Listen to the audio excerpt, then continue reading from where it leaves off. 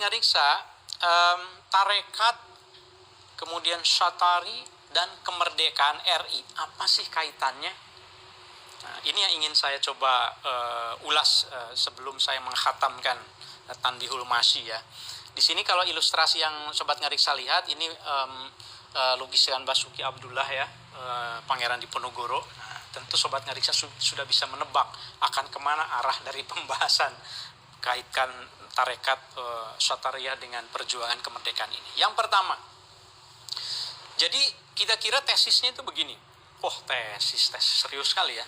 Maksudnya kira-kira pesannya begini yang ingin saya sampaikan, bahwa kemerdekaan yang dicapai oleh bangsa Indonesia tahun 1945 itu prosesnya itu kan sudah ratusan tahun.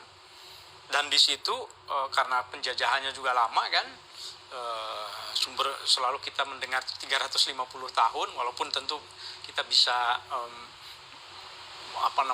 membuat diksi yang lain lah begitu ya. Tapi pokoknya ratusan tahun. Nah, perjuangan melawan ketidakadilan, kezaliman itu kira-kira yang ingin kita katakan itu adalah sudah banyak dilakukan oleh para ulama, khususnya ulama tarekat Syatariyah. Nah, coba kita lihat tokoh-tokoh Syatariyah. Yang pertama dari Aceh, Syekh Abdul Wahab. Ini dikenal sebagai Tengku Cik Tano Abe. Tano Abe ya, di Aceh Besar.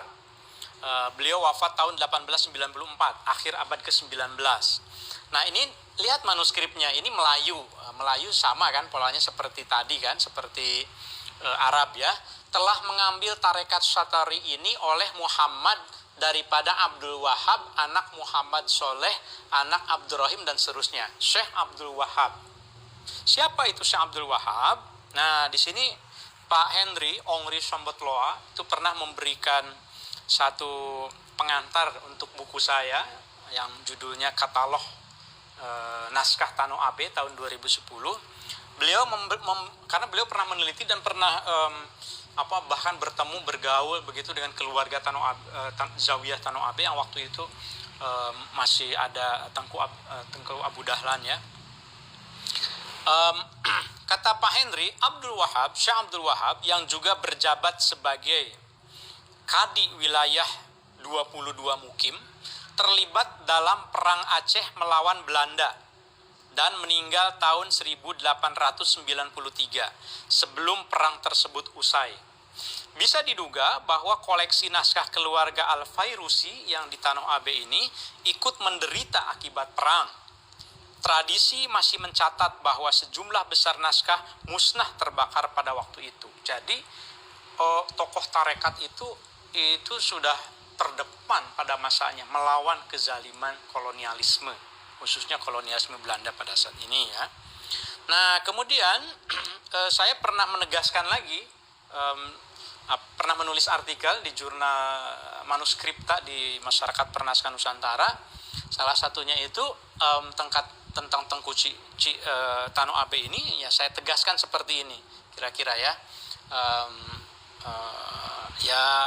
Hanya menambahkan data. Tapi yang menarik itu, tadi siang saya ngobrol dengan filolog dari Aceh, Saudara Hermansyah. Terima kasih ya, Bung Hermansyah, banyak memberi informasi kepada saya bahwa koleksi Tano Abe itu pada masanya ketika zaman setelah Syekh Abdul Wahab itu pernah dibawa dengan kuda, ya, dimasukkan ke dalam karung, dibawa dengan kuda untuk disembunyikan di pegunungan karena Tano Abe pernah dibakar, pernah diserang oleh dalam peperangan itu. Nah, ketika setelah selesai, generasi berikutnya kemudian mau mengambil naskah-naskah itu yang ratusan bahkan ribuan sebetulnya, kemudian sudah banyak yang musnah. Bayangkan, ini banyak kehilangan sekali. Tano Abe saya sejak tahun 2005 ya sering ke sana. Terima kasih banyak kepada almarhum Abu Dahlan, kepada Umi, kepada keluarga yang semuanya sudah terbuka sekali. Ini dulu itu pernah menjadi tempat penyimpanan terbesar di Asia Tenggara, manuskrip-manuskrip Islam. Karena terawal abad ke-16 oleh Syekh Nayan ya, Al-Fairusi.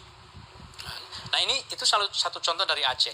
Dari Aceh kemudian kita ke Minangkabau, kita bisa melihat juga. Terima kasih kepada Dr. Pramono ya yang sudah memberikan informasi. Saya senang sekali ini para pegiat manuskrip ini dalam berbaginya itu giat juga gitu, volunteer gitu. Luar biasa, semangat berbaginya itu luar biasa. Saya memuji sekali. Karena saya sering dibagi, saya pun senang sekali berbagi begitu. Jadi terima kasih Pak Pramono.